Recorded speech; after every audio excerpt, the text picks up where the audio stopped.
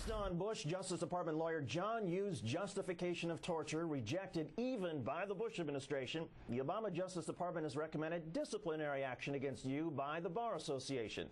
But in our number 3 story tonight, his latest defense of warrantless surveillance is so poorly done, the guy really ought to be disbarred just for plain old ineptitude. He was pushing back after 5 inspectors general singled him out for special scorn in their report revealing that Bush surveillance activities went far beyond the warrantless wiretapping Mr. Bush admitted to. Mr. Yoo gets 3 things wrong in his very first sentence, the basis of his attempt to justify warrantless surveillance. Quote, "It was instantly clear after September 11, 2001 that our security agencies knew little about al-Qaeda's inner workings, could not detect its operatives' entry into the country, nor predict where it might strike next." Knew little about al-Qaeda's inner workings? In 1996, Jamal al-Fadl spent 6 months debriefing the CIA about al-Qaeda's network companies, farms, and port operations, an intel source told the New Yorker magazine. For instance, could not detect al-Qaeda's entry into the country. On August 6, 2001, President Bush was explicitly warned that al-Qaeda had members in the U.S. In March of 1999, German intel gave the U.S. information about Marwan al-Shihi, including a phone number, and asked the U.S. to track him down. The U.S. failed to do so, and next picked up his trail after he piloted United Flight 175 into the South Tower. The CIA began investigating 9/11 hijackers Khalid al-Midhar and Nawak al-Zami in January 2000, but did not put them on the watch list until August 23, 2001, after they were in the United States, and couldn't predict where al-Qaeda would strike. A year before the Africa embassy bombings, the CIA learned about the bombing plot when a member of al-Qaeda walked into the Nairobi embassy and told them about it. After the first World Trade Center bombing, investigators found an email from conspirator Nidal Ayad, quote, "Next time it will be very precise."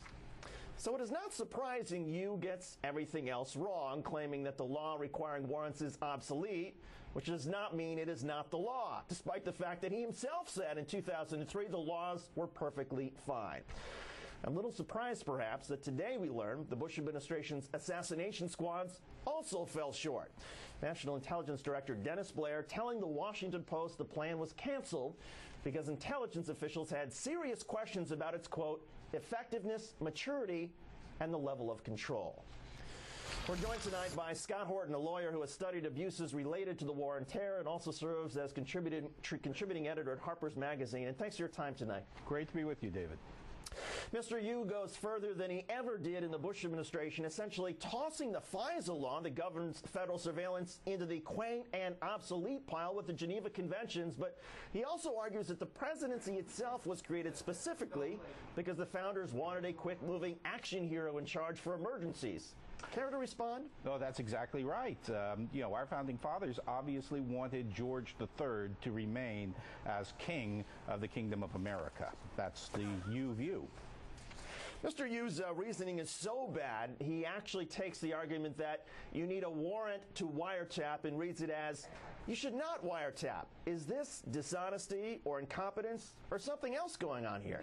It's total dishonesty. He knows very well that the FISA statute, first of all, doesn't require a warrant in the sense of a criminal probe where there's probable cause. The only thing that's required is that the government has to show relevance, that there actually is reason or national security concern that motivates the request for surveillance. And it also authorizes the president or the attorney general to authorize wiretaps and surveillance for a period of time without a warrant.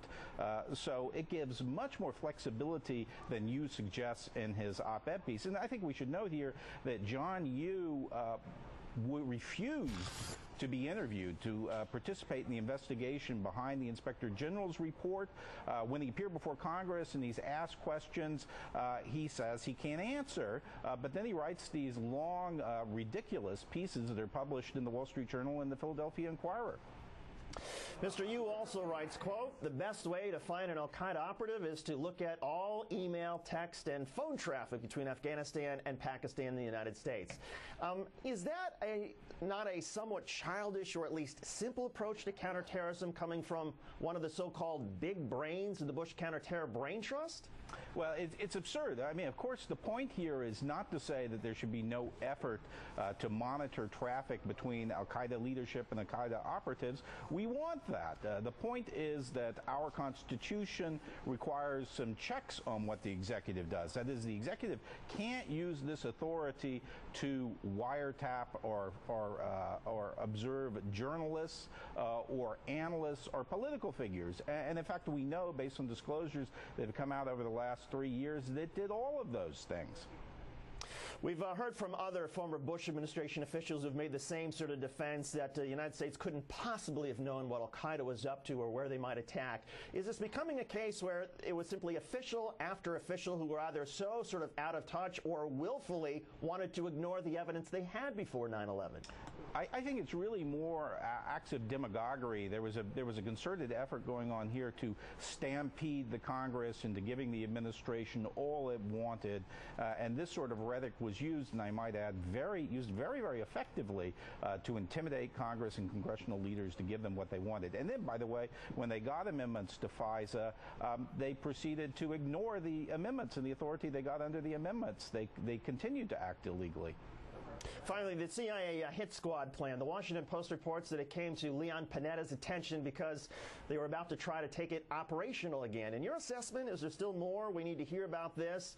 A, never got off the ground yet, and B, because it caused such a ruckus? Well, we should be very skeptical at these claims that it never got off the ground. I mean, remember, we're looking at the National Security Act of 1947, which said that there was a requirement to brief an operational program. And do you really believe that Leon Panetta would have reacted the way he did, rushing to Congress to brief them, if in fact this program had never been operational? There's too much evidence mounting now that in fact actions were taken based on this plan. Scott Horton, a national security lawyer and contributing editor at Harper's Magazine. Scott, thanks for your time tonight. We appreciate it. Great to be with you.